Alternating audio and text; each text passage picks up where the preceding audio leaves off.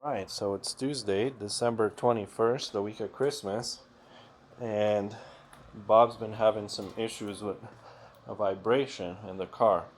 So we drove it, and I felt it too underneath the seat, meaning that the U-joints are bad. So um, in order to test the U-joints, this is a 73 Jaguar XKE. Our first plan of approach was to disconnect the exhaust right here at the pipes going into the mufflers, but seeing the exhaust leaks on both sides and how tight these clamps are, we figure we'll never get it back on correctly. And as you can see, someone already had this off at one point because the rub marks are off. So what we ended up doing is disconnecting it at the collectors. The bolts looked really new, they weren't rusty, and then the exhaust had the two hangers on each side with the rubber plugs.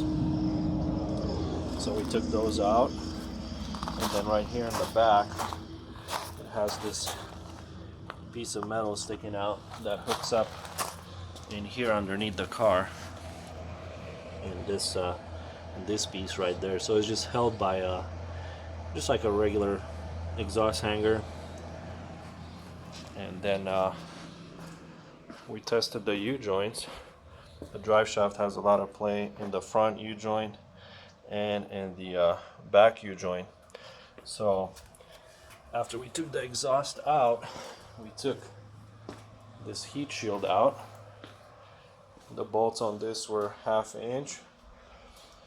We took the 4 bolts out of the drive shaft in the back, and now we're working on the front. So I'll show you what we had to do to get the front axis.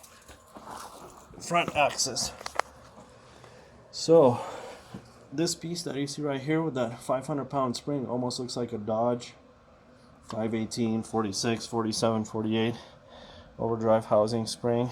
Looks like they taped it in there, so it was off before. I was thinking about using my tool right there for the Dodge, but we didn't. Luckily, we didn't have to use that. So what we did is, first of all, we supported the transmission with a piece of wood. It's a cast iron Board Warner Model 12. It's got these two little lips right here underneath that piece of wood. They're flat and they're perfect to hold it. So we supported that at first. Then we created this fancy piece of wood with a hole in it to get the socket in and to match the curve of the plate. As you can see, that's a V shape, and that fits in there perfect. And then what we did is we used 2 jacks on each side to jack and put tension against the wood, against this,